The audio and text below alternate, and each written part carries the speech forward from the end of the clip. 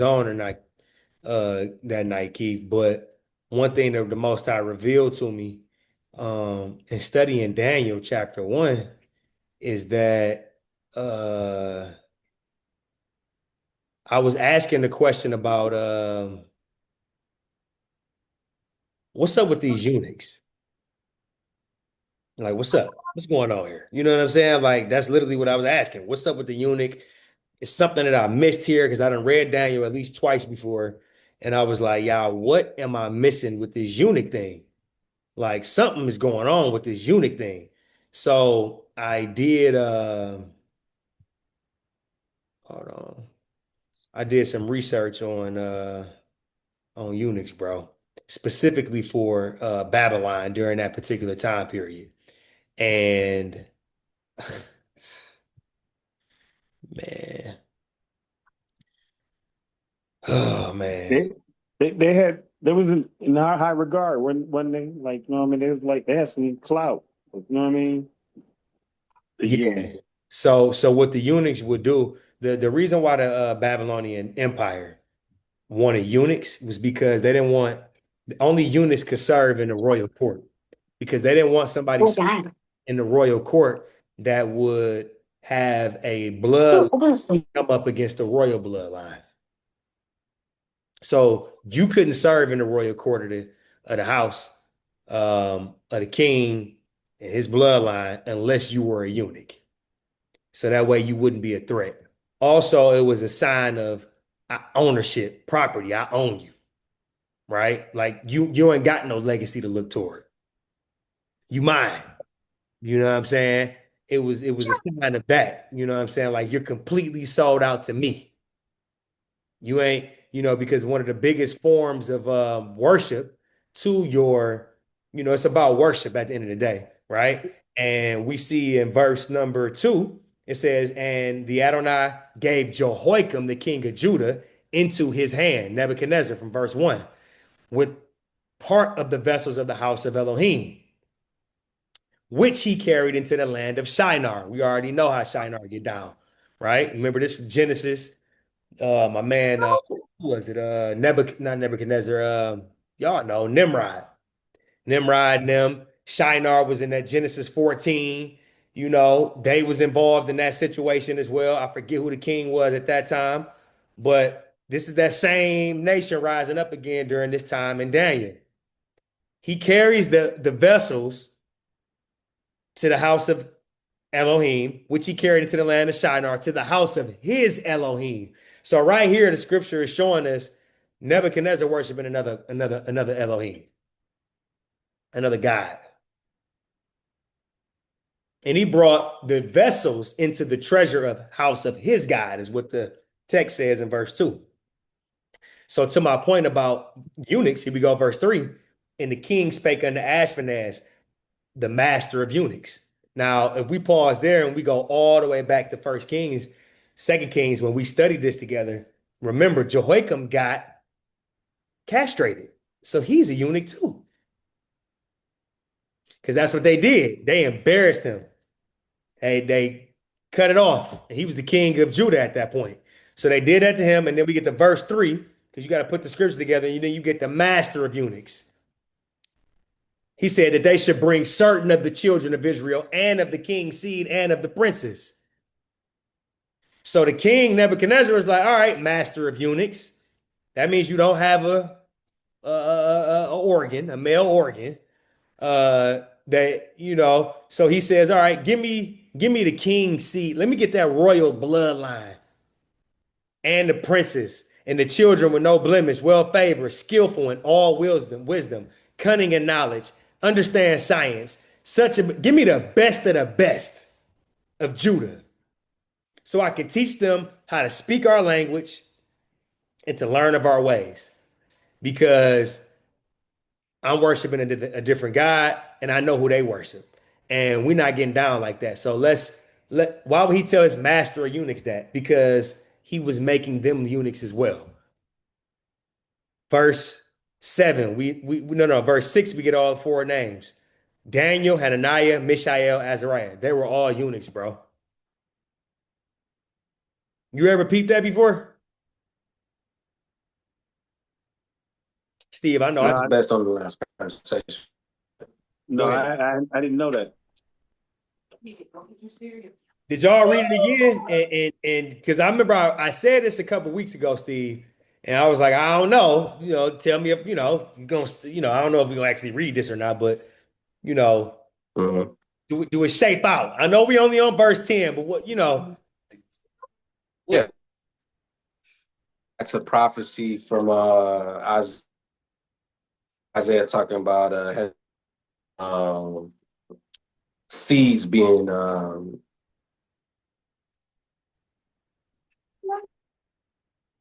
know, this was you breaking up, cuz?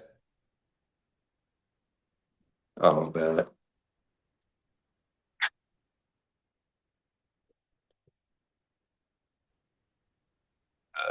I'm trying. It's just Isaiah prophesied some kinds descend Unix in Babylon. Bro, say that again because you breaking up. I don't know why your connection bad today, but I just put I on my forgot about that Wi-Fi. prophecy, Steve. Isaiah prophesied this to Hezekiah. Yes. Go ahead, bro. My bad. I forgot about that. It's perfect. Thank you. No, I'm saying Isaiah prophesied that some of Hezekiah's descendants would be eunuchs in Babylon. But they were saying like some people were saying like, oh, well, mention a reference to that. I took that as being exactly what that is. Like, how could that not be? I mean, I could be wrong, but that's what I took from it, especially when explaining everything else. You ain't lying, bro. I'm glad you brought that scripture up, bro. I'm glad that you brought that up, bro, because that's exactly what's going on here, man. We all, you know what I'm saying? We studied these books together. We remember when Isaiah said, and it's funny that you went to the book of Isaiah, which we haven't studied together, but we remember Isaiah saying that in Kings to Hezekiah. Like, yo, this was about to happen.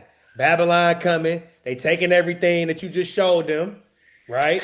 And Excuse me. Hezekiah was like, all right, this is gonna be, he was like, when is it gonna happen? He like, after you die. He like, oh, well, hey, praise Yah. And we was like, dang, Hezekiah, you know what I'm saying? Yeah. So, This after me? and this is after Hezekiah prayed. When Isaiah said, you about to die, Hezekiah said, yeah, okay. I got my own relationship, prophet. I'm going to go talk to the Most High. And he got his life extended 15 years. And in them 15 years, he ended up having Jehoiakim,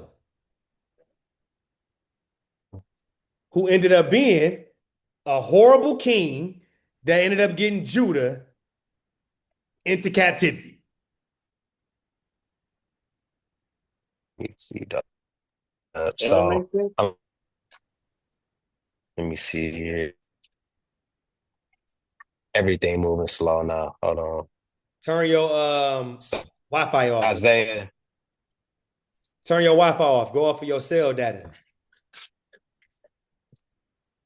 that might be the worst. Verizon is horrible over here, but we gonna see. You clear. I can't see you, So but you're clear. Isaiah 39:5-7. That's funny. Then Isaiah said to Hezekiah, hear the word of the Lord Almighty. The time will surely come when everything in your palace and all that your predecessors have stored up until this day will be carried off to Babylon. Nothing will be left, says the Lord. And some of your descendants, your own flesh and blood, will be born to you, will be taken away, and they will become eunuchs in the palace of the king of Babylon. Oh, it then says some people say it relates to that, and I don't relate to that. It's just because don't expect, but it's like we can clearly.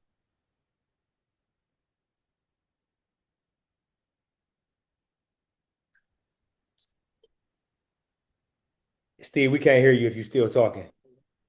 You said we can clearly. No, I'm saying we can clearly infer that that's what happened. You know what I'm saying? What took place? Because when I referenced earlier, it was saying like some people believe. Like when we look when we try to cross reference it, you may see some like people like, well, some scholars think or some scholars believe or blah blah blah. But it's like, what else could it be other than like like that's too much of a coincidence. You know what I'm saying? Like it's just what it is. Like it's obviously talking about that. It is, bro. Right. Right. If that's what he prophesying, you know what I'm saying? Where else would that prophecy be? You know what I'm saying? Bro. Like, you know what I'm saying? Yeah. Yeah. And then when you look at the history of Babylon and what, in order to serve in the royal court, it was you have to be a eunuch. It wasn't no, that's it. It was no ifs, ands, or buts about it. So they couldn't be who they were if they weren't eunuchs. Then the other scriptural text evidence is the person who they got to answer to all the time is the master of eunuchs. And it's like, so they did everything else, but they did them a favor of not doing that. You Exactly. didn't change their name to worship your god Baal. That's why. Literally, you took Daniel's name, and Daniel's name is what it's judgment of. Oh, bro. Oh, Let me Steve, you get the cooking exact tonight, bro. You cooking tonight. verse. I ain't even realized that. Uh, hold on. Hold on. Let me see. I ain't even peeped that. Dang, that's crazy. That's crazy. Um, That's crazy. Bro, this ain't nothing to me. I can't access how it's taking slow for everything. Now I can't access it. Basically, it was God, clear the that airwaves so that was we can get terrible. this out because we can barely hear Steve. He cooking. He being used by you. Obviously, y'all been having some time together because I didn't even see this part. So clear the airwaves so Steve can speak, so that Keith can speak, so that I can speak, and we can divide your word tonight as a unit. We your sons, y'all. Clear the airwaves according to your mercy and your grace.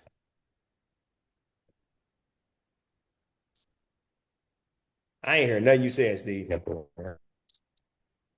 I didn't say nothing. I wasn't even talking. Okay. I'm just not talking. So it says his name means God is my judge or God has judged me. That's Daniel's name. So then when you move to his new name, it's it's referencing Baal. It's like basically like being a worshiper of Baal. That's crazy. That's crazy. That is crazy, bro. No, I don't. I ain't seen it in a while. That is crazy, bro, that you brought that out. And So it's does like that Baal protect the king or Baal's prince. Oh, Is wow. Hold on. It says Baal protected king. yeah, like protect or Baal's prince. I was like Baal, comma, protect the king, like a plea or a request. Got you. Or it says also Baal's prince. Wow. Wow. Go ahead, Keith. That's wild. I ain't. no, I was just gonna say why they didn't take provisions from or Daniel didn't take provision like you know what I'm saying? Y'all you might think you changed my name to this, but you know what I'm saying? My name is Daniel. My name means what it means, you know what I'm saying? So even though y'all doing all this to me, you know what I mean? My provision is gonna come from somewhere else. Man, bro, that is so good, bro, because that backdrop that we just set the context for as we go into Daniel verse 8, he purposed in his heart, his seat of emotion, reasoning. That's what heart means in the Hebrew. It's like, hold on, what does it say? It's so cold how they describe heart. It's your seat of consciousness. Oh man, this is good. The determination of your will, the seat of appetites, the seat of emotions and passions, the seat of courage, reflection, memory, inclination, resolution, mind, knowledge, thinking, soul, heart, inner part, mist, conscious, heart. Bro, the definition of heart is this is making it so cold, bro. So we got Nebuchadnezzar, Babylon, then pop back up as a nation, take the most highest vessels into the house, out of the house of Yah, in two ways. The vessels of like the vessels the children of Judah, but also like the vessels that you literally eat from, right? It's both. Like you see how it's a double entendre right there in verse 2? I Yeah, yeah, yeah. because we fast forward, we remember how we ain't gonna do that, but we get it. Vessels, a house of God. Then you got carried into the land of Shinar to the house of his Elohim, and he brought these vessels into the treasure house of his God, which is Baal. Okay, so you bring Yah's vessels into the treasure house of your God. Then you castrate them as men. The best thing that you could do to worship the Most High as a man is to, well, one of the most physical but spiritual acts that you can do is to birth a child. You know what I'm saying? Give life. Provide seed. You know what I'm saying? And you cut off their ability to be able to do that, to be able to continue the bloodline, the royal bloodline of Judah. You cut it off. This is wild, bro. Then you change their names to worship the devil.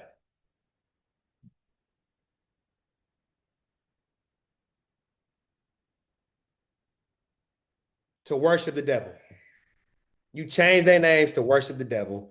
And then you make them eat and drink because now at this point, you can't procreate. So another way to worship their God is to eat of these foods, drink of this type of wine, because this is your form of Unclean worship. foods. Exactly.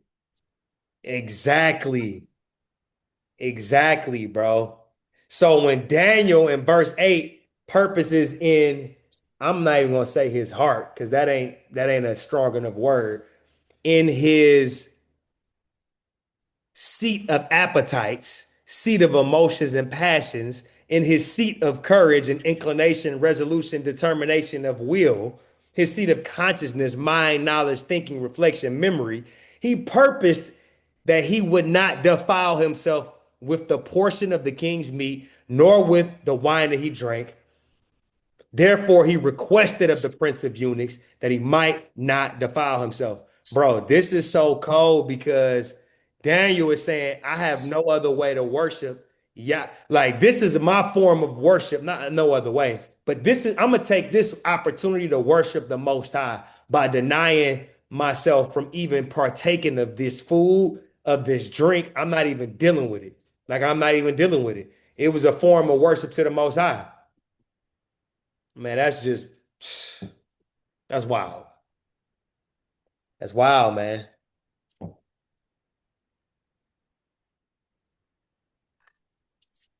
That's hard. Bro. It's crazy. Be in every way. And it's crazy, like, well, not crazy. But once, what I'm saying, once we get the context of everything that's going on and understand it, is like it it's like everything that's in the Bible is like meant to be in it. Like even though we know there's other books that have been removed and other things that have been out of there, but like the things that are in there, they weave an interconnected story and history to where it's like reference to two different books. Like this exact thing that's happening in here is being referenced in two other books. That's wild. Like I didn't look up the other name, but oh, Hananiah, Mishael, and Azariah. Yeah. Um, That's another that yeah, if you could find those before we wrap up, that'd be wild. Because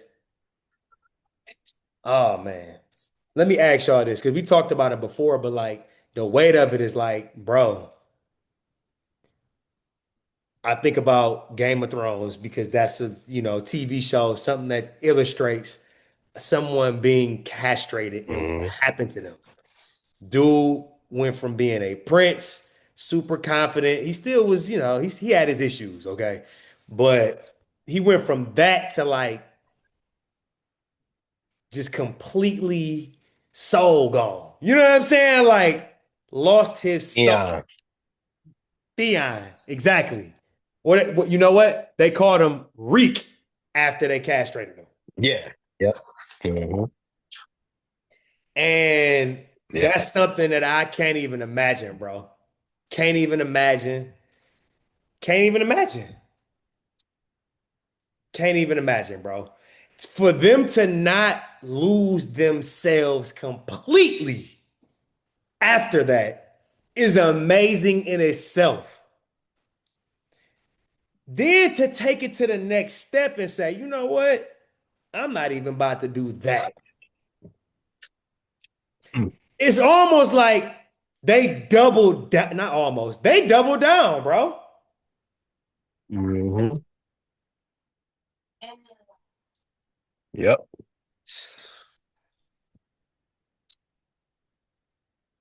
These boys was something different, bro. These boys are something different. I'm playing. We always knew about them, bro. Church stories growing, you always knew about these four. But the level of reverence and respect I have for these dudes is on a whole nother level from studying this chapter the way that we have. Just up into this, just I'm like honestly like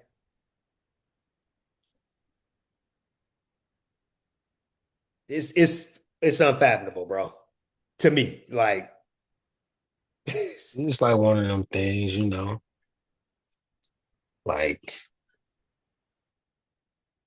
they don't talk like a lot of things that's in the Bible is like you would think that was um what's the word I'm looking for of having a way or use as like, you can use this as your stronghold. Like you ain't going through what they and they were able to do this, but their man, mindset was this. It was like ain't even about to they were in it's like they wouldn't, they weren't uh were made weak by the act, that was made to them, done to them. Like they got stronger from it. that's the part, bro. But That's the but it's crazy, like you said. I mean, about this, I can't say I never heard anything from it. I don't recall ever hearing anything about Daniel or anything in his book, Daniel Fast, which isn't, you know, I mean, I ain't gonna say it's not a thing, but top people about it. Like I ain't hear about this. This is still up for debate, apparently, for some reason. man. Them being castrated, them being eunuchs. You know what I'm saying? And all stuff that's going on. It's like, I don't know. It adds weight to the name Daniel Fast for sure.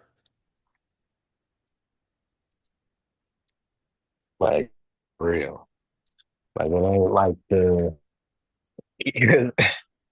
When I used to, okay, they talk about it like it's like like it's a, I don't know. Like, it's just a little diet change. A little diet change. I was waiting for you to say it, bro. A dietary change. Trying to lose some